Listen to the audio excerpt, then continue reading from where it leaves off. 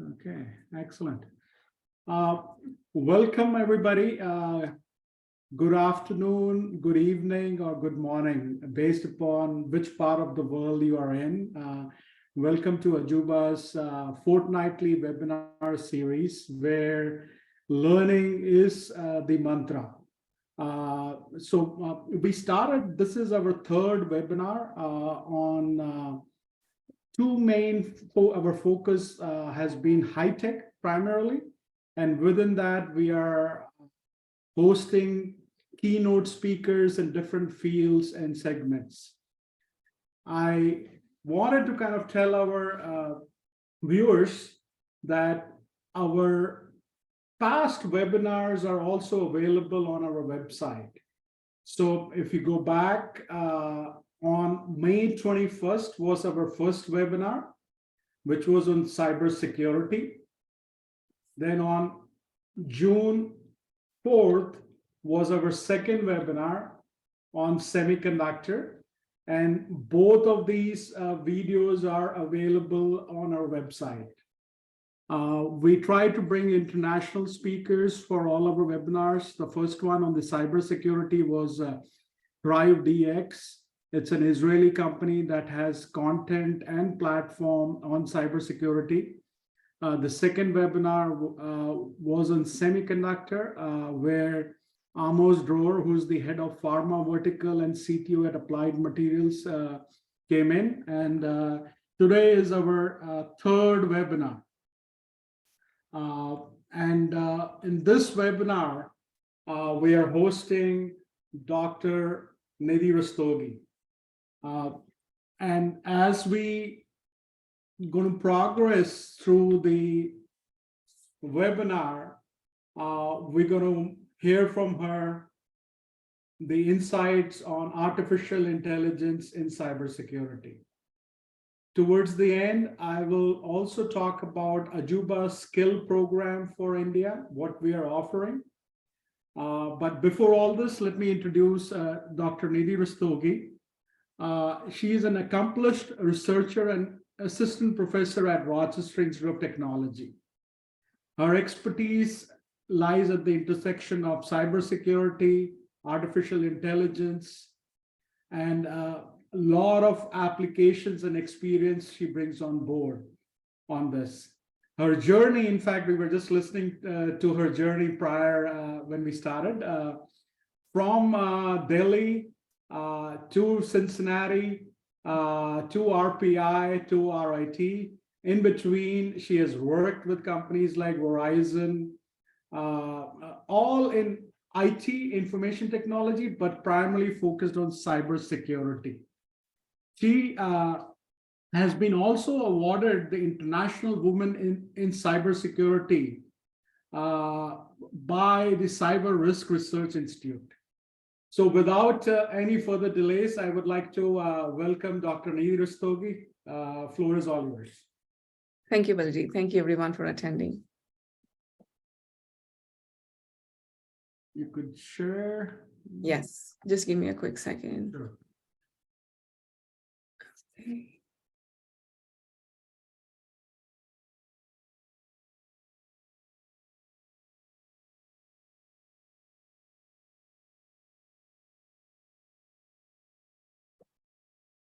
So do you see the main screen, Balji? Yes, we can see it. Yeah.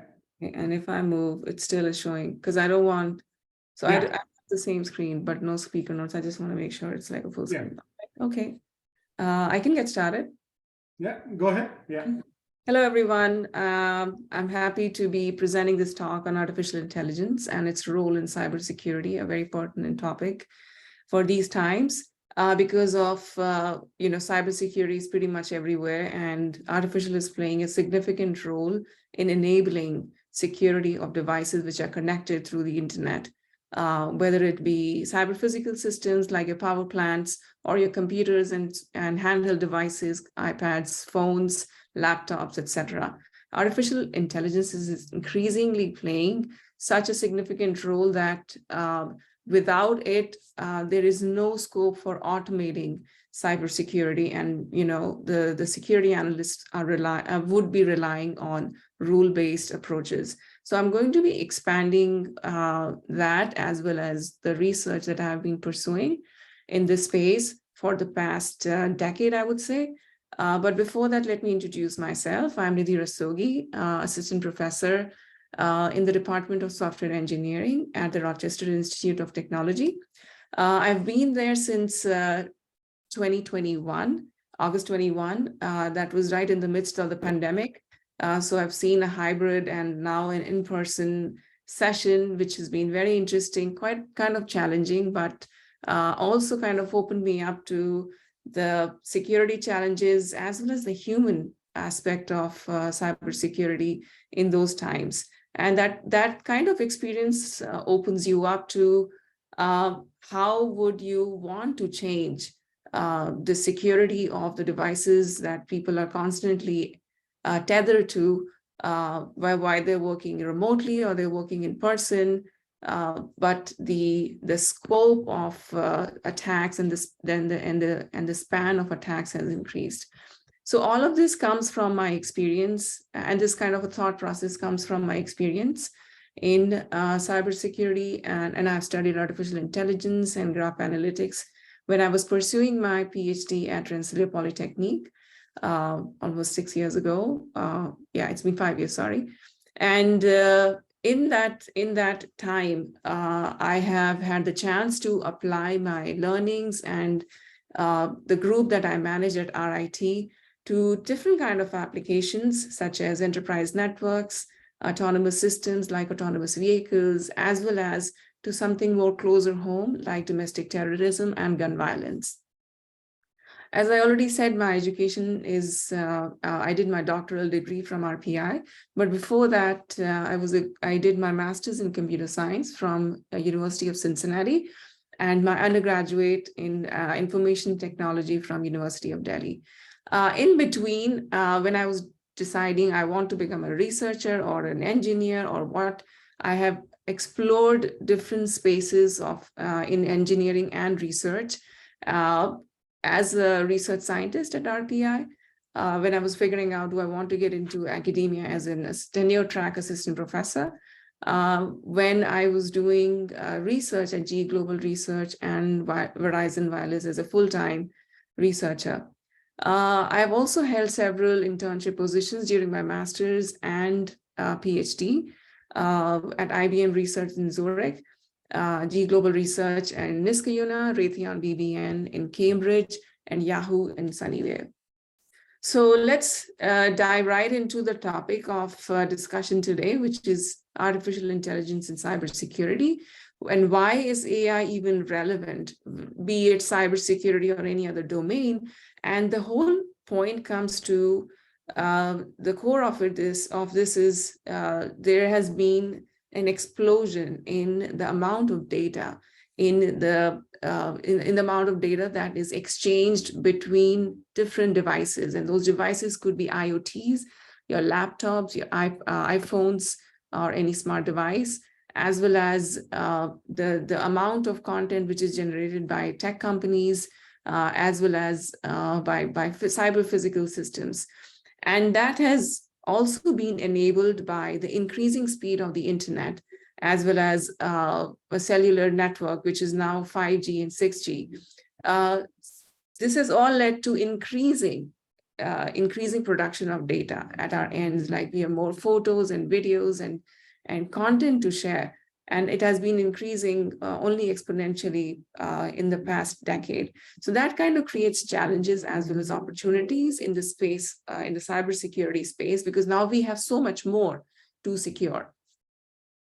So what AI or artificial intelligence does is, while it is a complex concept, artificial intelligence, there is much machine learning, there's natural language processing, there's pattern recognition, computer vision, all of those become part of AI. And together, they help us, they provide us solutions as individual tools or as more complex tools, so that we can manage the data, analyze the data, and in fact, even determine the presence of any kind of an attack vector, or let's say a malware, which is an attack vector, is present in that data. And that can be done by means of performing predictive analytics using machine learning or pattern recognition in images, in text data, and so on and so forth, which is what a proactive cybersecurity analyst would be doing, is by building models which can predict the presence of an attack by identifying if there is any kind of a signal which matches with an existing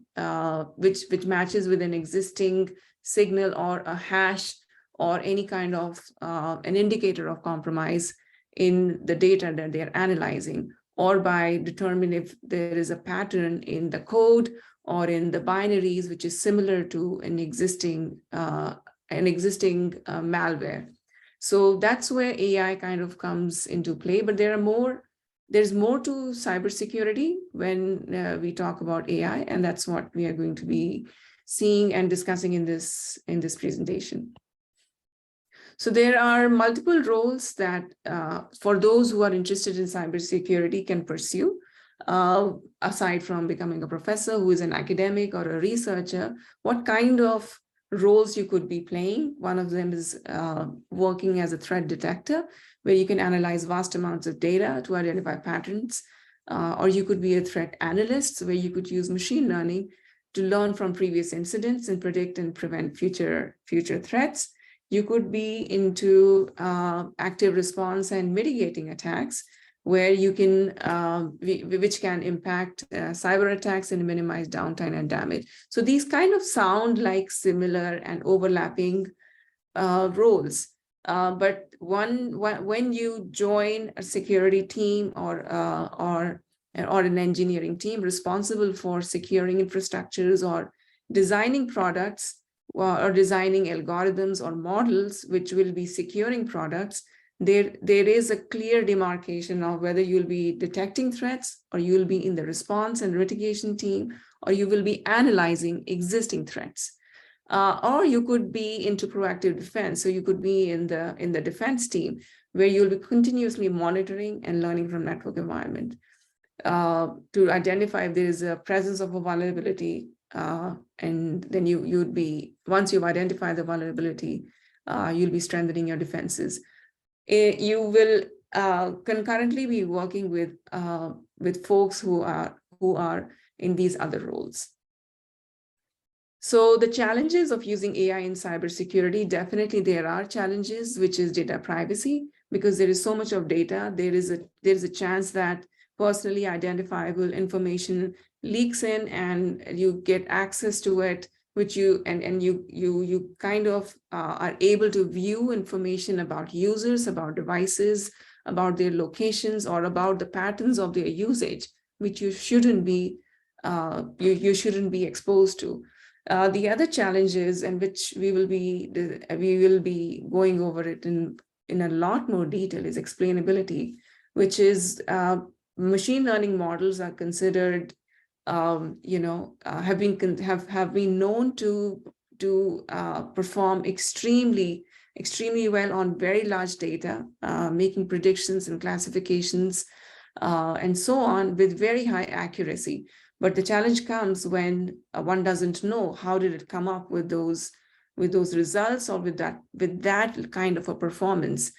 It was nice until a point when you were getting very good performances and accuracies and precision numbers, but it became a challenge when the data was completely out of hand, and the outcome was not matching with the experts' knowledge of that system or that environment. And then even government officials and law enforcement agencies are now questioning, why am I getting this kind of prediction? And many people might be familiar with somebody getting getting rejected for a credit card application. People want to know that since there is no more a human who's making this decision, what is causing the model to make these decisions. So people want to know more about the performance and the inner working of machine learning models. And then comes adversarial attacks, another very important topic. So just like AI can be used to defend, it can also be used to attack. And what that means is that you are creating attacks in such a way that the model is making predictions, or the model is telling you that it's a computer, whereas it is actually, let's say, a stove. The model is telling you it's a stop sign, whereas in actual, the sign is that of yield, or if it is that of, go on at 25 miles per hour speed. So adversarial attacks are attacks which are cleverly designed by attackers in such a way that it can fool the model. So these are becoming very prominent because AI is becoming omnipresent. So the focus of today's talk will be in the research area that I've been focusing on for the past several years. One of them is cyber threat intelligence for security analysts. I've been working in this space actively since 2018. And then the other topic and the research area that I've been very passionate about is explainable machine learning models for cybersecurity, an area I've been working in since mid 2020. So let's start with the first research area. Okay. There are questions in the Q&A, which we'll take at the end of the talk, just so that we can maintain the continuity. So the first one is cyber threat intelligence for security analysts. And what is cyber threat intelligence? It's a very broad topic, and it kind of encapsulates threat intelligence in the cyberspace, as well as threat intelligence collected from the cyberspace, but influencing attacks or any kind of a nuisance or concerns in the real world. Like I mentioned in the beginning that I'm also working on domestic terrorism, such as gun violence. So cyber threat intelligence can have multitude of applications. I'll be going over the cyberspace first, and how threat intelligence collected about devices connected to the internet can be analyzed to make predictions or analyze or find signals about the presence of a threat. So cyber threats are continuously evolving set of potential attacks on computers, networks, and connected devices. And cyber threat intelligence is the knowledge about these cyber attacks, and not just the attacks, but also any kind of emerging threat from various sources. Various sources meaning that an attack or an emerging threat could be internal to the organization, such as insider threat, or it could be external to the organization, such as state-sponsored attackers, or who are attacking your organization, or devices which are part of your organization. So how do you collect cyber threat intelligence? Cyber threat intelligence can be, I'm going to be focusing first on the external cyber threat intelligence. It can be collected from various sources, such as web pages, blogs, reports, forums in the dark web, tweets and news. And what does it really look like, cyber threat intelligence? This is an example of an Android malware called Cerberus.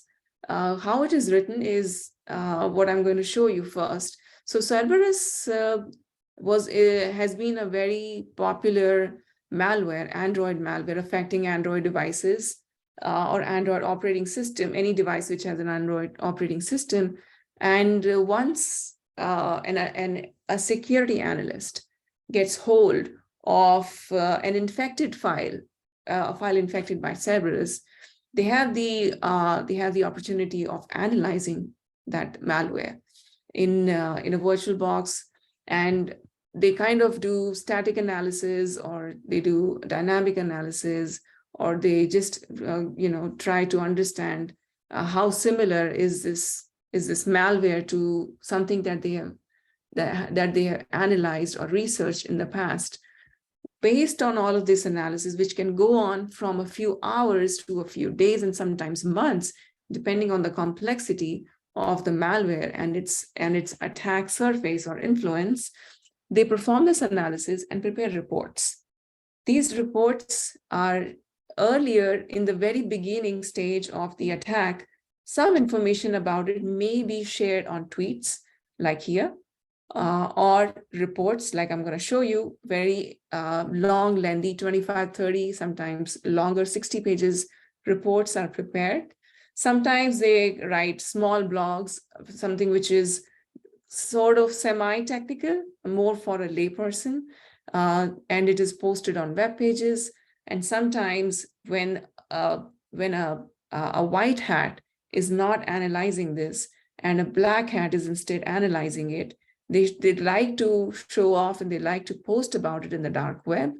And sometimes, depending on the attack, it becomes part of the news. So this is why cyber threat intelligence is spread across all of these different sources. But we are going to be focusing on the report part because this is the technical one, most technical one, which has the maximum amount of detail about the attack. So I just have a snippet of it. It obviously wouldn't be possible for me to share the entire PDF during the webinar, but you can go look up this information on the internet if you do wish to read it and learn for yourself what a threat report looks like. So in summary, what this report actually captures is that it describes the working of the malware, what are the tactics, techniques, and procedures or attack patterns that this malware follows, what are the vulnerabilities which have been compromised by this malware, and then so on. It also shares the different hashes of the malware, the indicators of compromise, like which email addresses were used to send in case there was an email-based if this malware was attached to was sent through like an attachment through an email, and so on and so forth, which is what indicators of compromise means. So all of that is detailed in this threat report, which is a very important aspect of this topic, is to understand what the threat reports are describing. And it doesn't necessarily have to be only about the malware. It can be about advanced persistent threats. It can be about insider threats. It can be about social engineering. So the detailed threat reports cover all kinds of attacks and about attack vectors, and multiple companies write about it. So what we did is collected, let's say, about this specific malware, Cerberus. Threat post is one potential threat report. Then we also collected from Secure List, and then from other like Kaspersky. So we are all of these and Mandiant and many of these security vendors who write detailed reports. So you collect from different vendors, and then you have a much wider information or knowledge about that specific attack.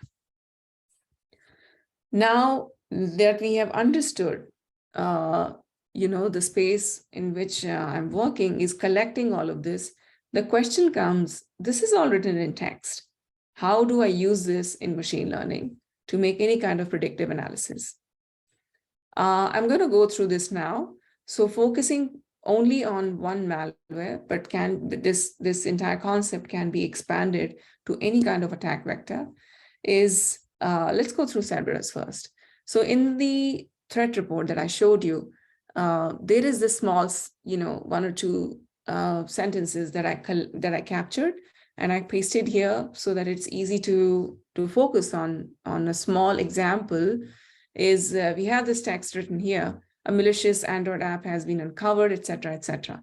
Now, what we do is, and this is where artificial intelligence comes in, where there is part of it is semantic web, part of it is natural language processing, part of it is word embeddings, part of it is graph embeddings, and then part of it is machine learning predictions. So there'll be a mix of all of these, which I'm going to be just switching between. So this one is part of the semantic web and ontologies, right? Creating ontologies is part of working in the semantic web.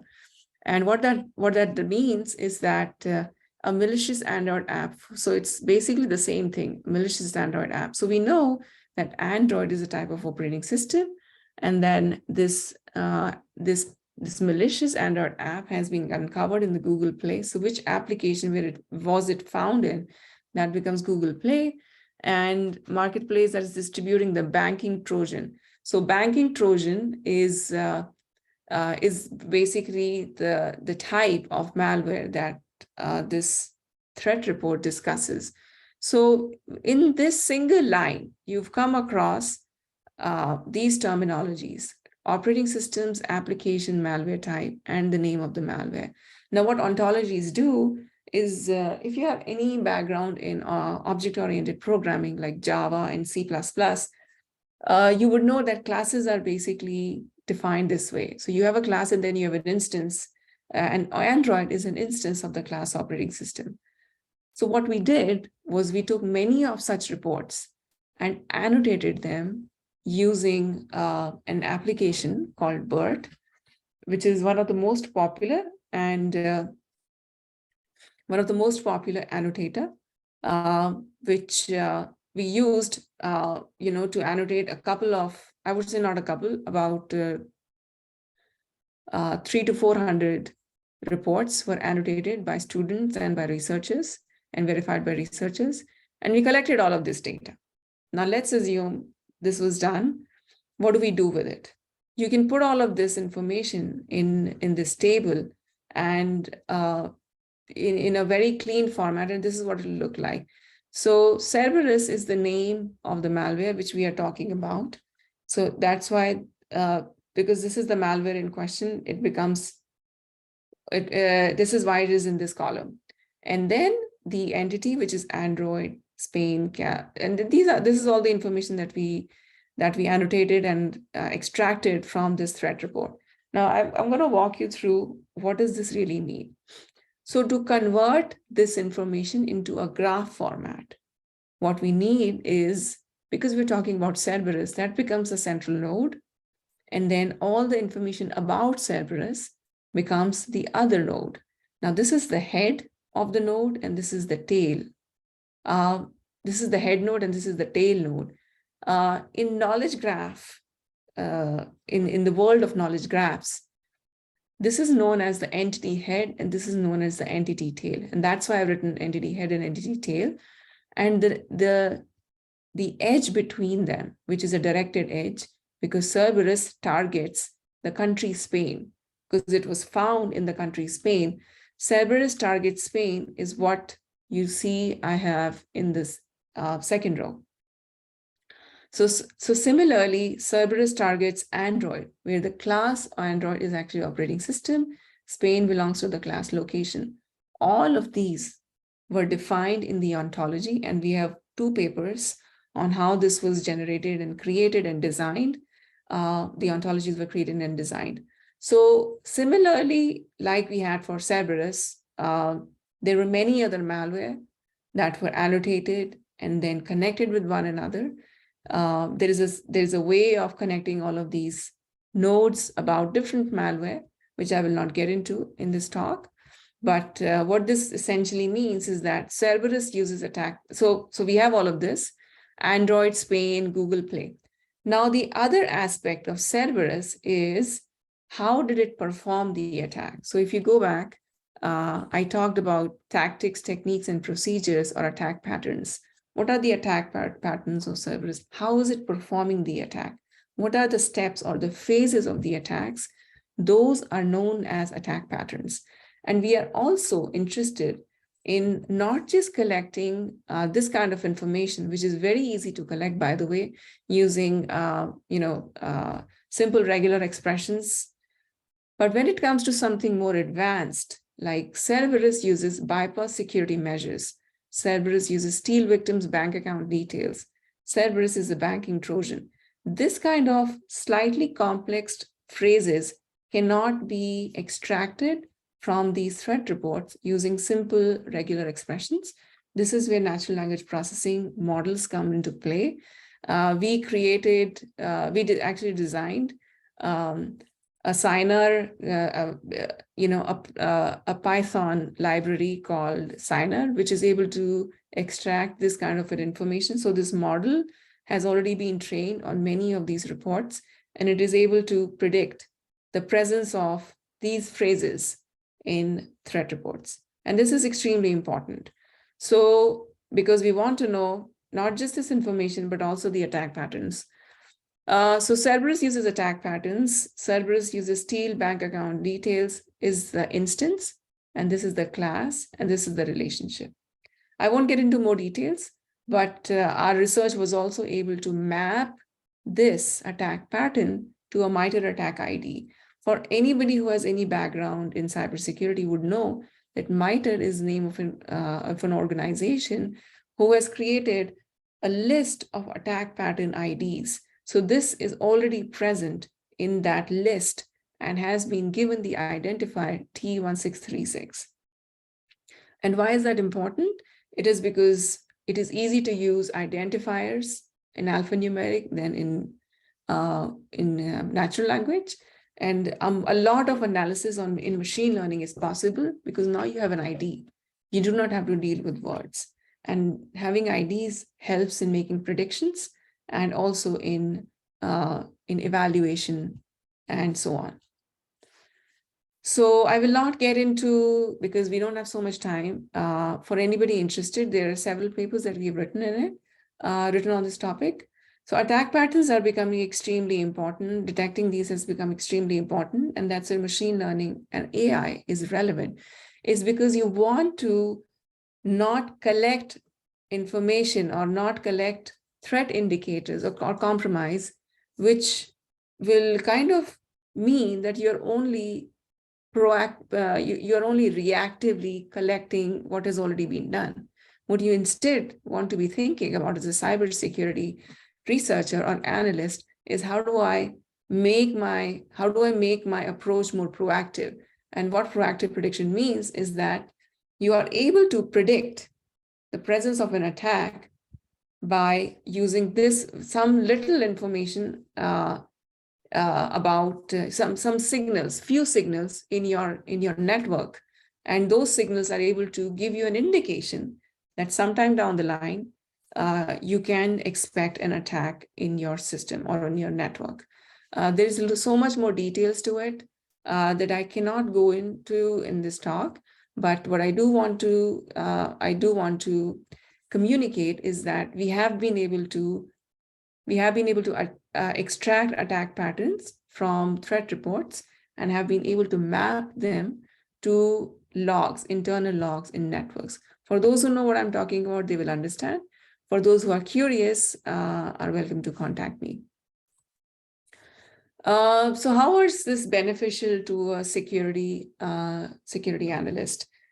So what this does is, like I have alluded to in the previous slides, is that it helps in threat hunting and it helps protect against APT campaigns, which are advanced persistent threats, meaning that the attack has been ongoing for days and weeks and months. The attacker is collecting sneakishly information about your network, about your intellectual property, about your data.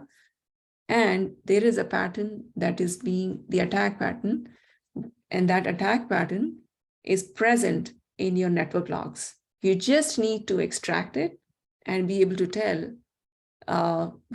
whether there's a full-fledged attack impending in my network, or has it already happened in my network, but is hidden.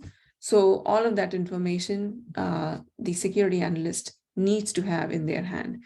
And my research has been used by IBM Research, as well as there is a lot of interest in other corporate research labs in how to actually implement this in their network. So this can be called applied research, and it is not purely research which we have published work on. So this was the main idea behind the research, is to gather past threat intelligence like attack patterns and train a threat intelligence model. So this is where the modeling part comes in. You've collected sufficient attack patterns and IDs and indicators of compromise, And now you're going to be training your machine learning models on that data so that the machine learning model is now able to make predictions about presence of threats and attacks in your systems.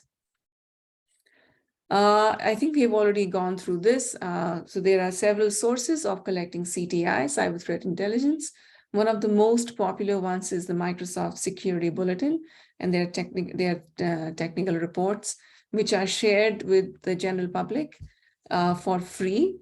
It also comes at a cost, and that cost can be from a couple of $1,000 to even $1 million every year. So threat reports or cyber threat intelligence is a very prominent industry in its own right.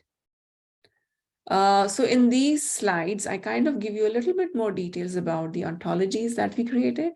And these ontologies were used to extract useful information from the threat reports, like attack patterns, campaign indicators, malware location, organizations impacted, people behind the attack, or people who were attacked, or whose systems or environments were attacked, and so on and so forth, which vulnerabilities, which are given in the form of CVE, were compromised.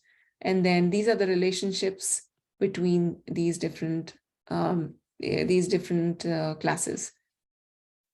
So what I showed you here was like a very, very, very tiny module or component of a very large graph.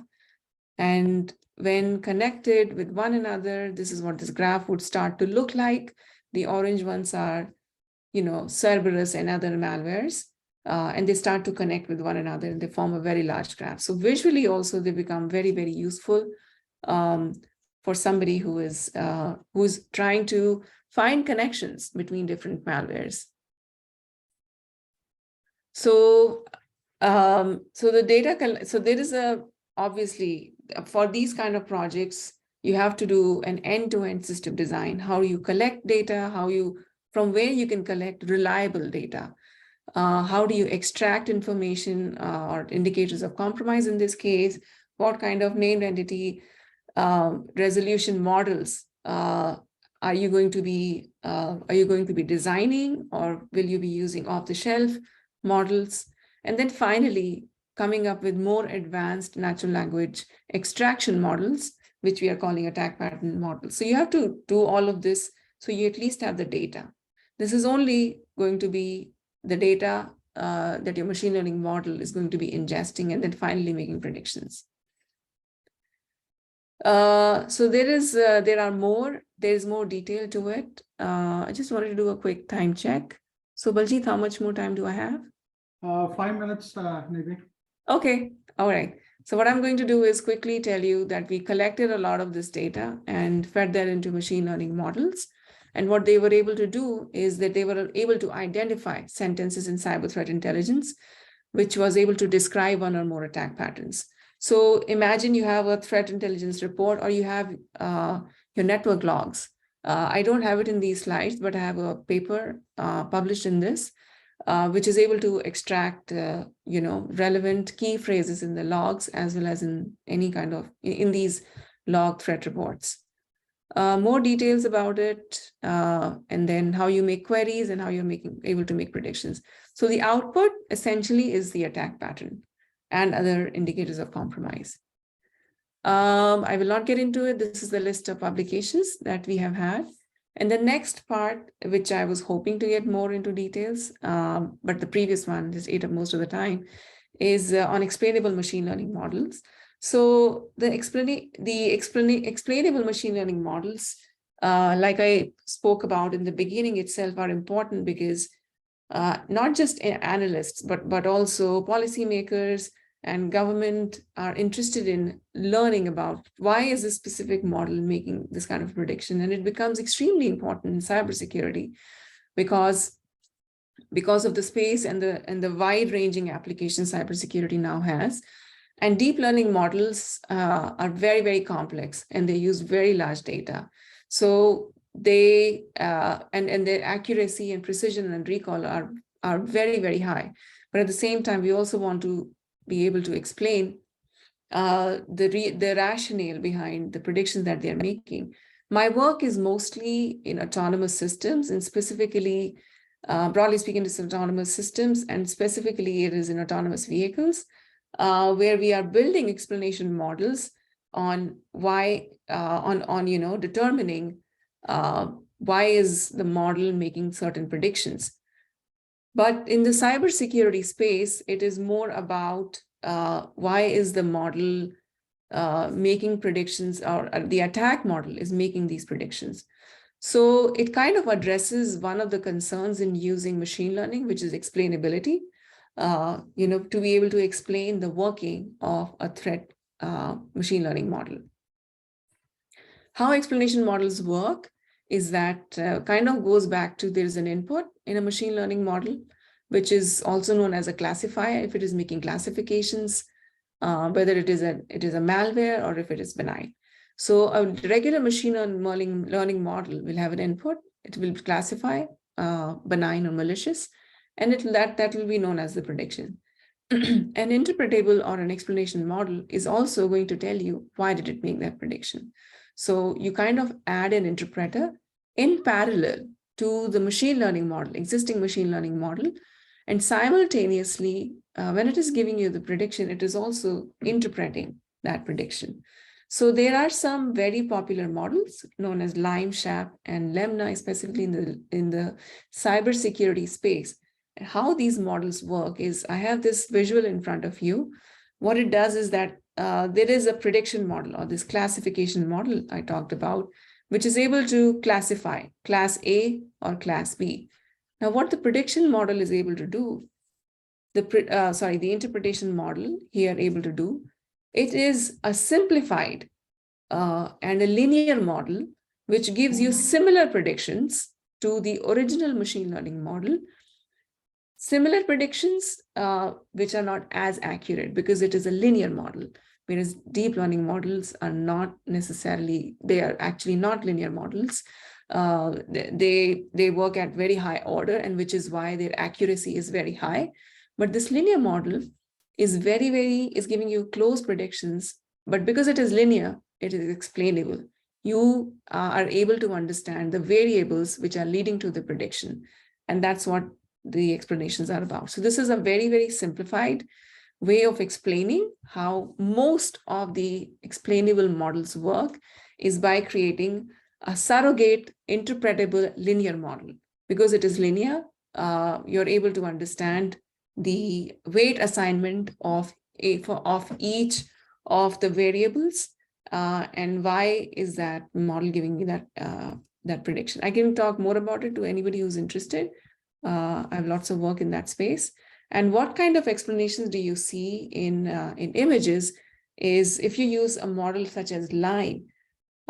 So a machine learning model will be able to predict that this is a traffic signal. But what an explanation model will be able to also show is that this is the pixel range, or the boundary of pixels, which was used to make the prediction. So it wasn't the sky as much, or just the traffic signal, which was used by the model. It used a combination of these, and these were the majority pixels which were used to make the prediction. So this is an example for you to see how explanation models, some of the explanation models work. Then there is this other model called SHAP. So for this image, for example, SHAP is able to tell you that the red boxes are the pixels. The darker the color, the more weight was assigned to those pixels. And the lighter the color, the less weight was assigned to those pixels. These were the ones which were contributing to the predictions. The blue boxes are the ones which are actually noise in making the prediction. So the darker the color, the more noise those pixels were creating in making the prediction, which means they were coming in the way of the prediction. So this is an example of how explanation models work. There are many such models. There are limitations of models too, but I won't get into it. For cybersecurity perspective, there are security concerns and privacy concerns to explanations, which means that what this means is that explanation is kind of giving away too much information, which an attacker may be able to use to their advantage. And it may even use to modify these pixels in such a way that the prediction comes out wrong. So this is an example of how explanation models can be used by attackers in fooling the machine learning models into making inaccurate predictions. I won't get into the details. As you can see, I had some more things to talk about, but I'm going to respect everybody's time and pause my presentation and then happy to answer questions. Thank you. Thank you so much, Dr. Rastogi. Very informative, very detailed. I wish we had more time, but I think what I'm thinking further is we could carve out a specific area and have a follow-up webinar in future. Sounds great. Now we have heard about cybercrime. In fact, everybody has been kind of attacked by cybercrime one way or the other. Yes. The number of cyber crimes that are increasing day by day, be it an individual or corporate. So every challenge brings opportunities. Currently, if you look at the number of cybersecurity jobs overall, there are yearly about 35 lakh jobs, 3.5 million jobs every year that are available. Which in fact is equivalent to 3x population of Chandigarh. So it's a huge opportunity for people. What Ajuba has come up with is there are two different options to jump on this career path for cybersecurity. One is we are offering a 10-week online cybersecurity program, which is on the left of the screen that you can see. It starts on July 1st. The other is a one-year postgraduate diploma with international advanced learning and 6 months internship. I'm going to talk about both of these in a second. Let's go here. In order to come up with these two programs, we have partnered with two different institutions and corporate. ThriveDX is a company out of Israel. The content, the online labs is all with ThriveDX. The advanced learning for this program for the postgraduate is with RIT. And what I would like to do, Nidhi, is it's a beautiful video of couple minutes. I want to show it to our viewers.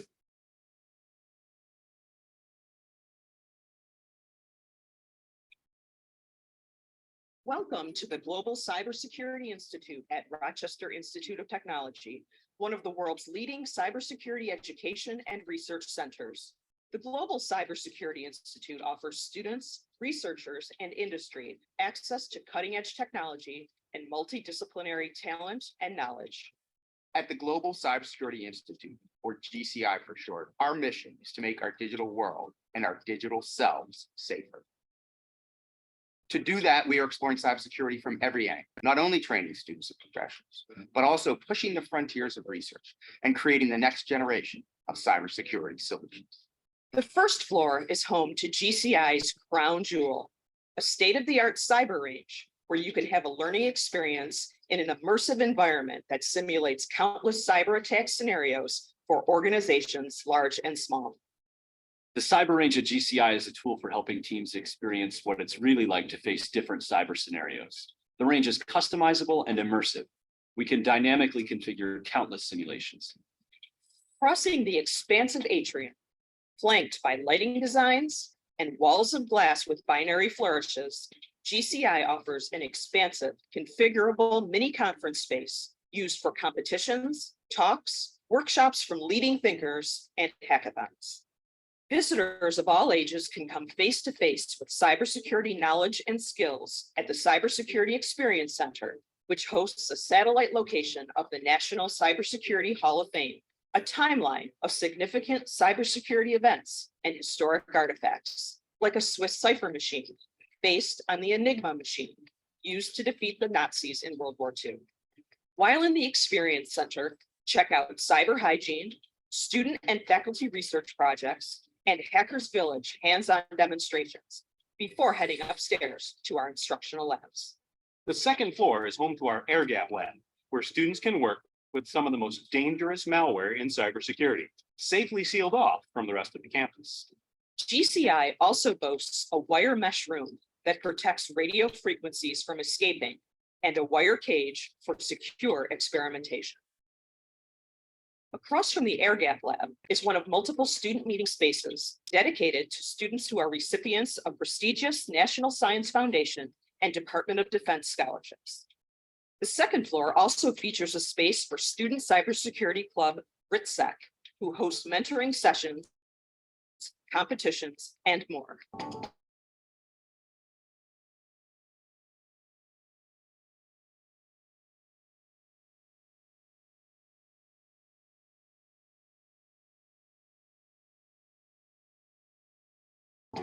And Was your cybersecurity education? the two state-of-the-art security instructional labs on the second floor feature high-end workstations, dual monitors, and configurable seating. The two labs give students hands-on experience with the latest and greatest security software. In addition, the Eaton Cybersecurity Safe Lab provides students with opportunities to gain experience in solving real-world problems for industrial partners. The third floor is home to GCI's collaborative research spaces, combining sleek breakout areas with modern touches and secure rooms for research projects. The top floor at GCI brings together researchers across disciplines to take a holistic and socio-technical approach to cybersecurity. Whether working on National Science Foundation supported research or collaborating with partners in industry and across the RIT community, our research teams are tackling the toughest problems in cybersecurity. GCI researchers are working on cutting-edge research projects that include vehicle-to-vehicle communications, secure software architecture, deep fakes, and artificial intelligence. And all of this is located at one of the most comprehensive computing colleges in the nation, the Golisano College of Computing and Information Sciences at RIT, home to our departments of computer science, computing security, and software engineering, as well as the School of Information and School of Interactive Games and Media. Golisano College also houses our Ph.D. in Computing and Information Sciences program. At the Golisano College, we pride ourselves on being leaders of education and research in various computing disciplines. Our college was home to the first IT and software engineering undergraduate programs in the nation, and we're excited to continue that legacy of leadership with the GCI.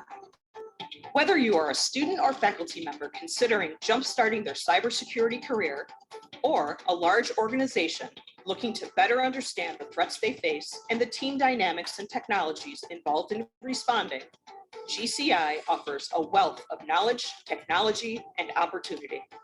Come take a tour and learn more about our multidisciplinary community. Amazing facility RIT has. We have partnered, Ajuba has partnered with Rochester Institute of Technology for the advanced learning. So I'm going to dive a little bit more deeper quickly on the two programs that we are offering. The 10-week program starts on July 1st. It's a 10-week every Saturday, 7 to 9 p.m. instructor-led India time. Plus, the students will have to do a 1-hour lab, which can be done anytime during the week. The fees for is 15,000 Indian rupees plus the GST. Now let's talk about, folks, you can take a picture of the slide, the scan on the right, the QR code will take you directly how to register for this program, which is a 10-week online cybersecurity program for introduction. Now let's talk about the postgraduate diploma. Here we have partnered, so it's 4 companies, institutions coming together to offer this. So it's ThriveDX, RIT, Ajuba, but this is being offered at Rahat Bahra University in Punjab. This program is uniquely built where students spends 1 year learning about cybersecurity and then 6 months paid internship. This program essentially is available for any engineering degree, which is 4 years, or a 3-year diploma. which could be in any kind of fields like electrical engineering, computer science, or even physics, chemistry, because as long as you have a good IT background. I'm going to go over quickly the entire program. So the 1-year program before the internship, it's 9 months in India at Rahat Bahra University. Now, the 3 months of advanced learning, we are offering 3 different options to the students. They can do advanced learning in India itself. The second option is advanced learning in the US.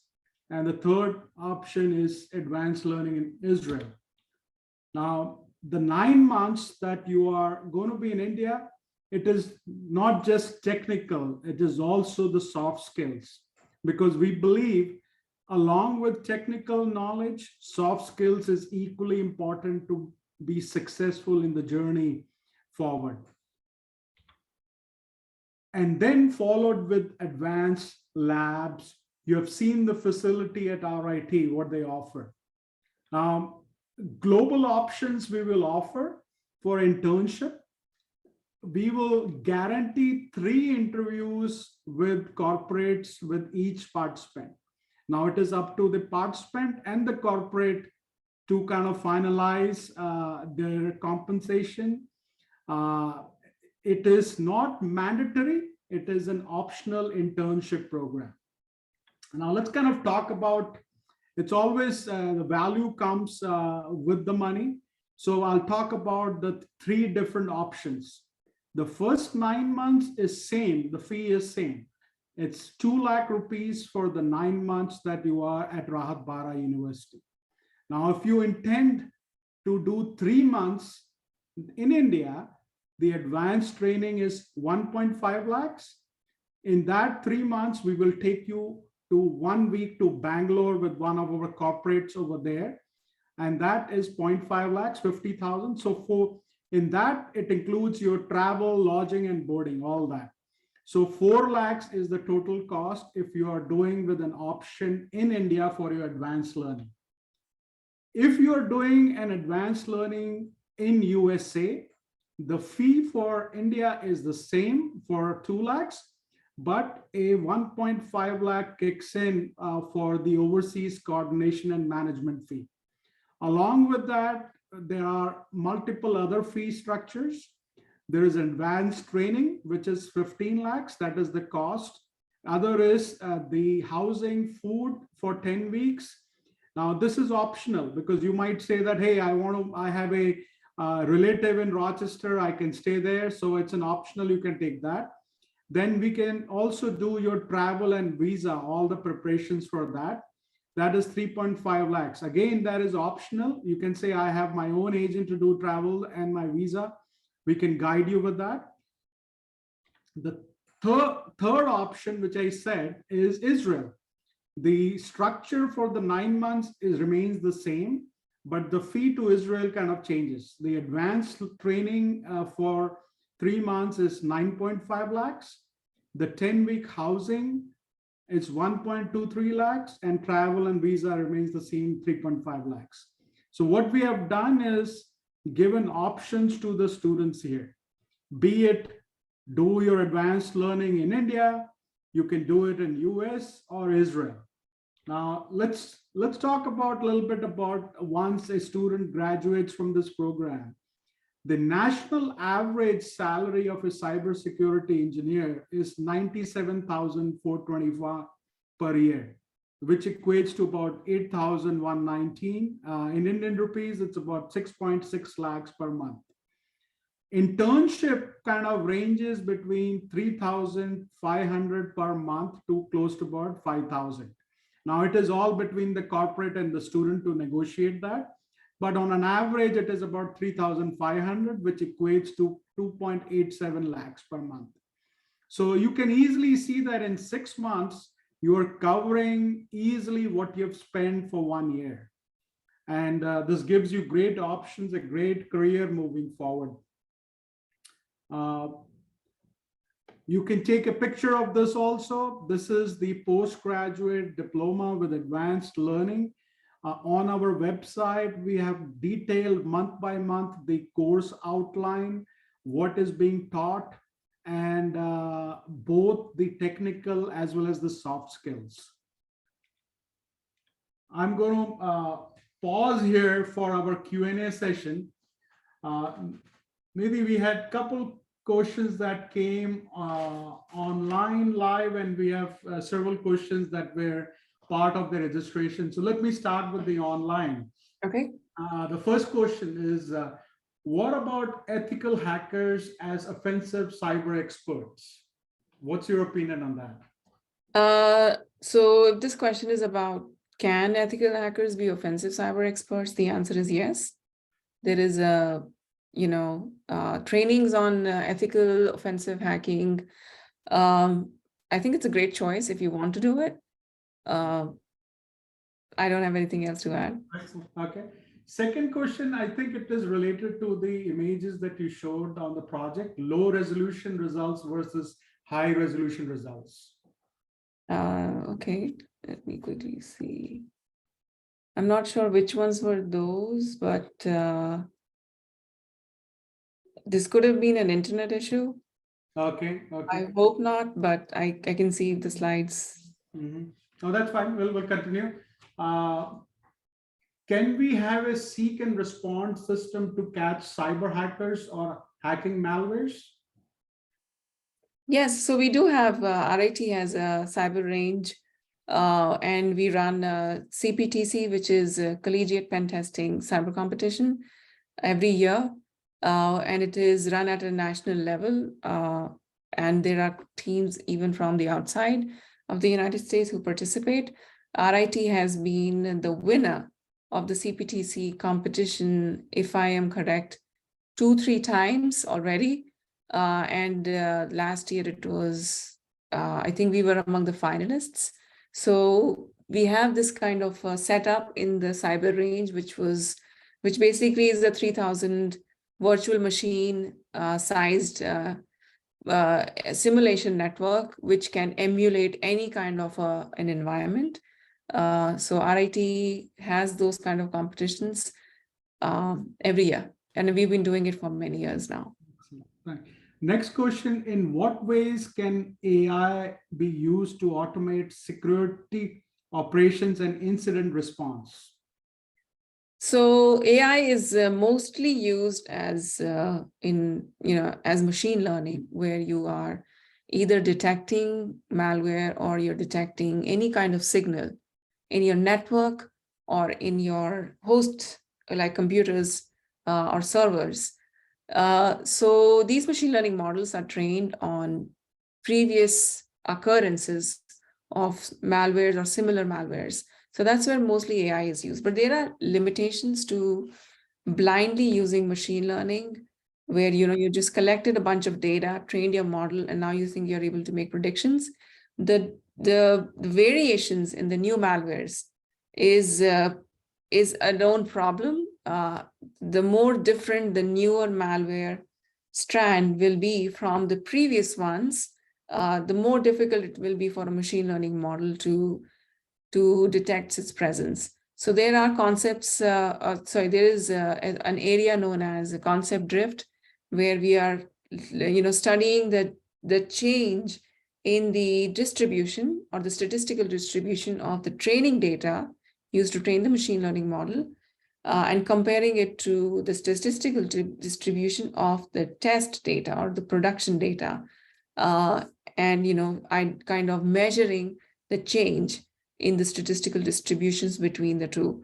So machine learning models and natural language processing, which kind of detects presence of expressions or patterns in text or in logs or in binaries or in reverse engineered code.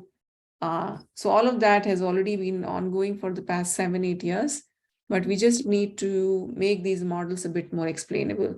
So there's a full range of using machine learning in this space, in network data, which is log files or system files, system logs, I'm sorry, and in host data where there is malware, malware infected files, You do static analysis and dynamic analysis and collect all of that data and then run machine learning models on those. So there's a pretty wide range of using AI in cybersecurity. Excellent. Last question, Dr. Nidhi, is how does behavioral analysis and user activity monitoring contribute to AI-based threat detection and prevention? So behavioral analysis is a very complex topic, and it doesn't it doesn't warrant only the use of AI. It also warrants the understanding of human behavior, because AI can only do modeling. What goes into that model is what will make that model perform well and perform well to your needs. So you also need to understand what information you're feeding, what data you're feeding to your AI models, because for them, behavior is any other attribute or any other feature. You have to study that. There are psychologists who are able to map human behavior or attacker behavior to actual manifestations or what actions they are taking in the network, and collect that in the form of data. So that's what behavioral analysis encompasses. And then you have to create baseline data to train your models. So it's a very, very complex task, but it is an increasingly interesting and relevant area of research and applications in cybersecurity. Excellent. Thank you. So being the last part I wanted to communicate is be tuned to our next webinar. Our next webinar, we're going to switch gears from cybersecurity to semiconductors. It is going to be on Thursday, June 29th at 8 p.m. Our keynote speaker, in fact, again, is going to be from Rochester Institute of Technology, Dr. Rob Pearson. He's from the Department of Electrical and Microelectronic Engineering. So with that, Dr. Nidhi, I really want to thank you for your time and very insightful knowledge that you've given to our viewers and listeners about cybersecurity and artificial intelligence. Thank you again. I really appreciate it. Thank you, everyone. Have a good one. Bye-bye. Thank you. Thanks again.